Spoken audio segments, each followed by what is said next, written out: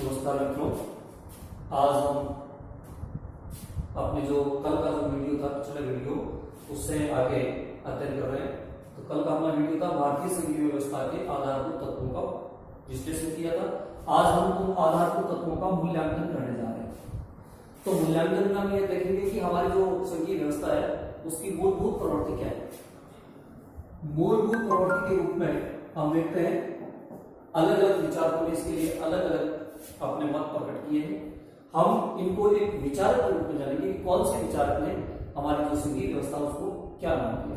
तो सबसे पहले हम लिखते हैं विचारक, और फिर इधर हम देखते हैं उन्होंने हमारी संघीय व्यवस्था के बारे में क्या कहा। पहला नाम हम लेते हैं, सबसे पहले हम केसी वियर।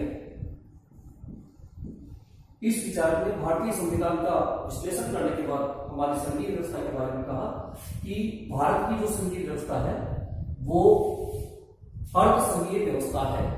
उन्होंने इसको नाम दिया है अल्प संघीय व्यवस्था। भारत की संघीय व्यवस्था के बारे में इन्होंने इसे अल्प संघीय व्यवस्था कहा है। तो इसी तरह से हम दूसरा नाम जो देखते हैं वो नाम आता है पॉल एटलबी। एटलबी ने कहा है कि ये अल्प संघीय नहीं बल्कि भारत की संघीय व्यवस्था है वो पूर्ण संघवाद है, संघवाद के सभी सिद्धांतों का पालन करने वाली व्यवस्था। इसी तरह से तीसरा जो व्यक्ति है मॉरिस जॉन्स, इन्होंने भारतीय व्यवस्था के बारे में अपने विचार प्रकट करते हुए कहा है कि भारत की संघीय व्यवस्था सौदेबाजी का संघ है। इन्होंने इसका नाम दिया है सौदेबाजी या सहमति वाला संघ। इसी तरह से हम देखते हैं आगे अगला नाम आता है जो है आइवन जेनिंग्स का।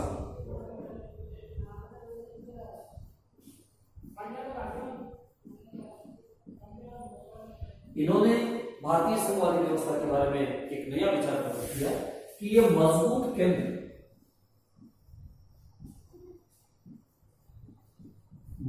केंद्र वाला संघ है।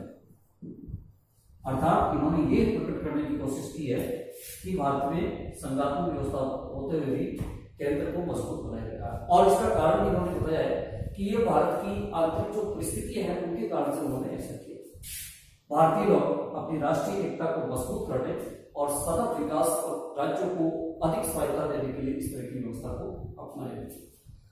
5 नंबर पर हम देखते हैं कि जो अगला जो विचारक है जिनका नाम है ग्रेगरी ऑस्टिन।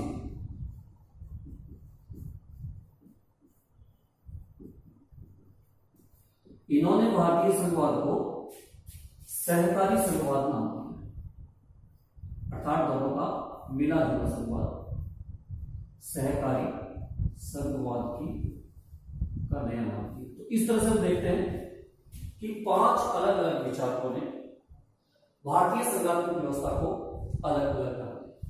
अपने कुछ भारतीय विचारक हैं उन्होंने भी इसको स्वीकार किया है कि हमारी जो संघात्मक व्यवस्था है उसमें केंद्र को मजबूत स्थिति प्रदान की गई है, यानी हमारी संघीय व्यवस्था केंद्र की ओर झुकी हुई है। इस तरह से हम देखते हैं हमारी संघीय व्यवस्था के रूप में के विचार मूल्यांकन के रूप में अलग अलग विचारकों ने अपने अलग अलग विचार प्रकट किए। तो हमारी संघीय व्यवस्था के जो लक्षण है उनको देखते हुए विचारकों ने इसको अलग अलग नाम दिए। लेकिन हम यदि इसका सारांश देखें तो हम भी ये महसूस करते हैं कि हमारी जो संघीय व्यवस्था है वो केंद्र की ओर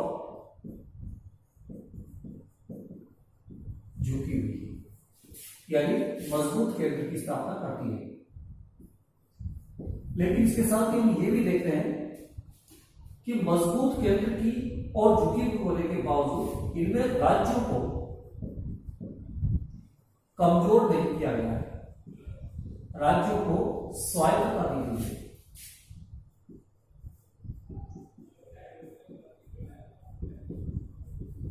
जैसा कि मैंने बार बार कहा है, राज्यों को स्वायत्तता इसलिए दी गई है क्योंकि राज्यों को अपना एक सहकारी संभाग के रूप में स्वीकार किया, राज्य को स्वायत्तता दी गई है। हमने देखा है किस प्रकार से राज्यों को स्वायत्तता दी गई है। तो जहां एक और हम ये देखते हैं कि कुछ ऐसे उपबंध है जो केंद्र को मजबूती देते हैं, जैसे शक्ति वितरण का झुकाव, शक्ति वितरण का झुकाव केंद्र की ओर रखा गया है। लेकिन साथ ही इसके साथ एक देखते हैं आपातकालीन उपबंध जो है वो भी केंद्र की ओर झुके हुए, केंद्रीकरण की प्रवृत्ति को बढ़ावा देते हैं। इसी तरह से एकल नागरिकता, ये भी केंद्रीकरण को बढ़ावा देता है। लेकिन साथ ही ये देखते हैं कि जो शक्ति वितरण किया गया है वो संविधान के द्वारा किया गया है, ये संविधान द्वारा किया गया है, इसलिए हम इसको संघात्मक कह सकते हैं। राज्यों को इसमें पूर्णतः स्वायत्तता दी गई, संविधान द्वारा शक्ति वितरण। साथ ही देखते हैं कि जो राष्ट्रीय परिषदों का गठन किया गया है वो भी केंद्र में राज्यों को बराबर सहयोगी बनाती है। इसी तरह से क्षेत्रीय परिषदें बनाई गई है। तो इन सब को देखें, यानी एक तरफ यह है जो एकात्मकता की ओर बढ़ती है, तो दूसरी तरफ यह है जो संघात्मकता की ओर ले जाती है। तो सारांश रूप में हम यही कह सकते हैं, इन दोनों को पढ़ने के बाद सारांश ये कहते हैं कि केंद्र की ओर झुकी हुई है, लेकिन राज्यों को इसमें कमजोर नहीं किया गया है। यह हमारी जो संघात्मक व्यवस्था है उसकी आधारभूत प्रवृत्ति है।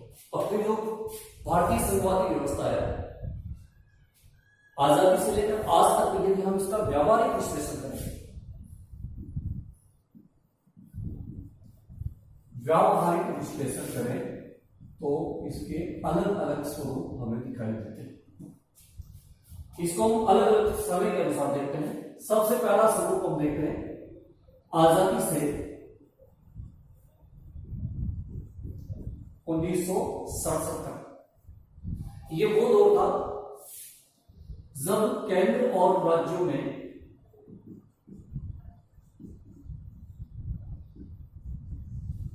एक ही दल की सरकारें थी।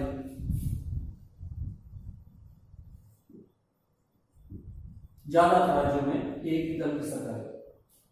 हम इसको कह सकते हैं एक दलीय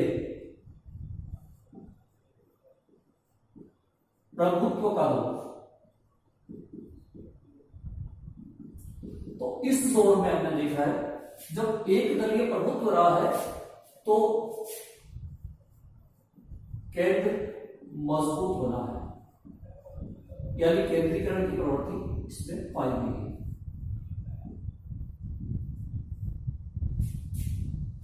लेकिन दूसरा दौर हम देखते हैं 1967 के बाद और साझा सरकारों के दौर तक।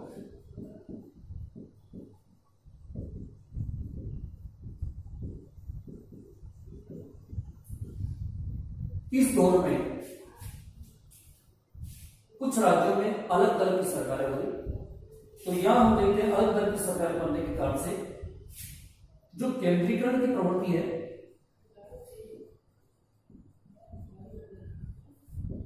वो प्रवृत्ति कम हुई है। साथ ही केंद्र राज्य विवादों को बढ़ावा मिला। केंद्र राज्य विवाद इसमें बढ़े। ये दौर था अपने संघात्मक व्यवस्था की ओर थोड़ा सा झुकाव कर रहा है, लेकिन पूर्णतः ये एकात्मक ही है, थोड़ा सा इसमें बदलाव है। तीसरा दौर हम देखते हैं 1990 के बाद। ये वो दौर है जब केंद्र में भी साझा सरकारों का दौर शुरू हुआ है। केंद्र में साझा सरकारों का दौर हुआ है और इसमें क्षेत्रीय दलों का महत्व बढ़ा है। तो ऐसी स्थिति में हमारी जो संघवादी व्यवस्था है, संघवादी व्यवस्था मजबूत हुई है।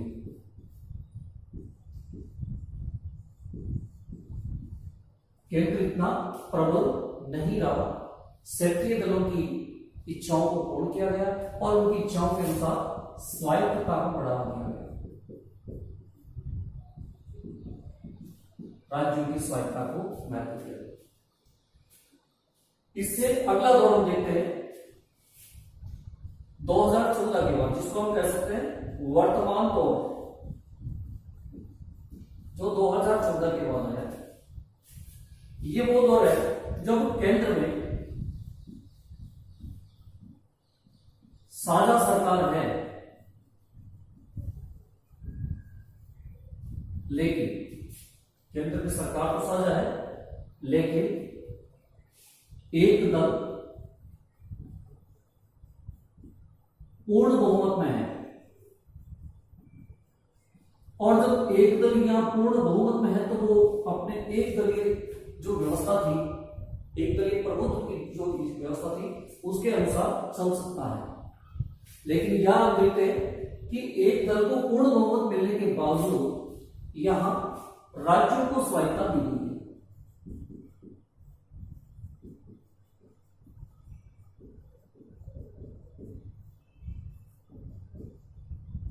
हम देखते हैं जहां कभी योजना आयोग राज्यों को महत्व नहीं देता था नीतियों को निर्माण करने में, वहां नीति आयोग बनाया गया है जिसमें राज्यों को पूर्ण सहयोग देने की अपेक्षा की गई है, राज्यों को सहयोग के लिए आमंत्रित किया गया।